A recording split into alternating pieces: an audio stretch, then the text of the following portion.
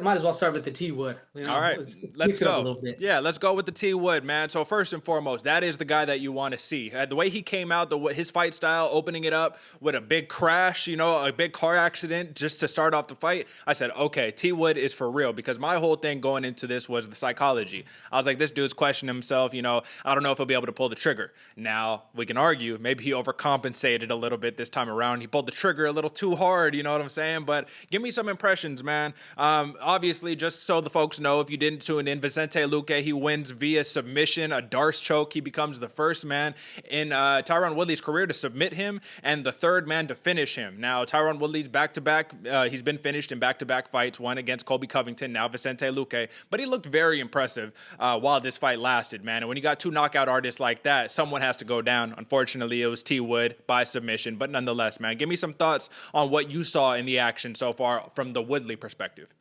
From the Woodley perspective, Derek, I was hyped. Like, I was so excited that he was actually coming out full foot on the gas, walking forward. He would have his moments where he'd step back and check and realize and stuff, man. And he was looking really good. And honestly, I thought it was going to be a round one finish. I thought he had him hurt.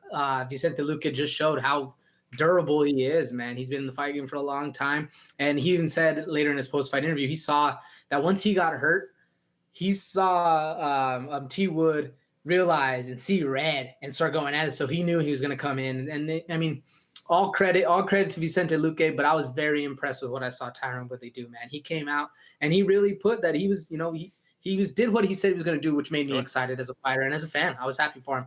So let me ask you this then, man. Do you think, let's be objective for a second, right? You the boss, you Dana White for today, right? Are you cutting T. Wood, man? That's 4 losses in a row. That's 2 finishes back-to-back. This dude's 38 years old, not getting any younger. I mean, let's be honest here. Yes, you have lost to the champion, number 1, number 2, and now number 10.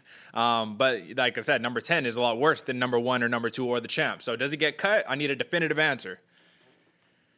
A definitive answer, Derek. Yeah. Definitive answer. I would say no. My heart's leaning to no, probably just because I'm a fan. I would say no, man. He's been doing this for so long that he has a lot. No reason he can't be a gatekeeper, but 4 losses, man. 4 losses is rough. Yep. So and Dana White doesn't like him. So do I think he's getting cut? I hope not.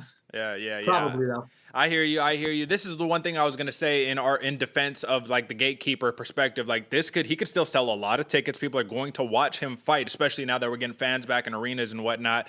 But yeah, he could be a really good gatekeeper, man. He could be that dude that is like, all right, man, you really want to test yourself against somebody, but we're not willing to put you up against 1 through 5 yet. All right, here's Tyron Woodley. The only problem is he's asking for a lot of money, man, and that's when the UFC says, all right, man, if you're not willing to take a pay cut, you got to bounce. And at the end of the day, Woodley fulfilled the promise to himself. I hope he retires, to be honest, man. I hope that he retires and doesn't get cut, because at this point, what are you fighting for? Dude, you've defended your belt a bunch of times. You were a champion. You're going to go down in the history books. I just don't know what there's left to fight for at this point, unless he's looking to get back to another championship run. And let's be honest right now, in the welterweight division, that's such a crowded, stacked division.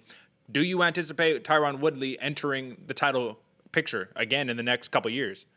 I really don't. I think the game has grown so much. I really don't. Like you said, I would much rather see T. Wood retire than see T. Wood get cut.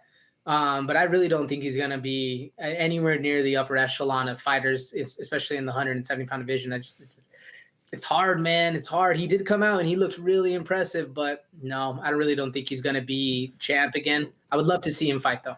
Yeah, no, understood. And it comes down to the point now where we have to say, like, all right, man, T. Wood, if he would have landed a little more flush with that right hand, we would be talking about like, oh, is this dude making another title run? So it's the nature of the game, man. It's a very fickle game, and it's what have you done for me lately? And 4 losses in a row, like you said, doesn't look very good. But let's talk about Vicente Luque, because he actually won the fight, man. So this is what's important, dude. First and foremost, Vicente Luque gets rocked with the opening punch, and I'm like, okay, that's it. T. Wood, that's it. He slept him standing up, right? But what was super surprising to me is that, or it's not surprising, this is actually exactly what I called, right? Didn't I say, AJ? I said, if Tyron Woodley walks forward, you're going directly into Luque's game plan. You need to be a little more hesitant. That way he can't get his striking off. What happened? He got caught in the chaos, right? He caused the chaos, but this was like the thing that stood out to me the most. I thought Tyron Woodley actually was asleep standing up one of Vicente Luque's shots. Like, I thought he was literally like, his eyes were like this, and he was just kind of standing back, hands all the way down, and Vicente Luque is like, oh, okay, well, what's up? Da-da-da, straight shots, you know, doing all that good stuff, man. So that goes to show that Vicente Luque's power is just ridiculous. You know, if you could do that to Tyron Woodley, press the button on him like that, I think he's going to be a scary matchup for people moving forward, man. And we'll talk matchmaking later, but I was very, very impressed by Vicente Luque. It goes to show that he can be durable enough to withstand these firefights, which we already know that about him. But to do it against Tyron Woodley is a lot different than some of the other opposition that he has faced. So nonetheless, like I said, we'll hit the matchmaking later, but this is a huge, huge win. And I anticipate top 6 and up, you know what I mean, from here for Vicente Luque, excuse me. Let me put respect to my man's name. Vicente Luque is going to be doing big things in the upcoming future, man.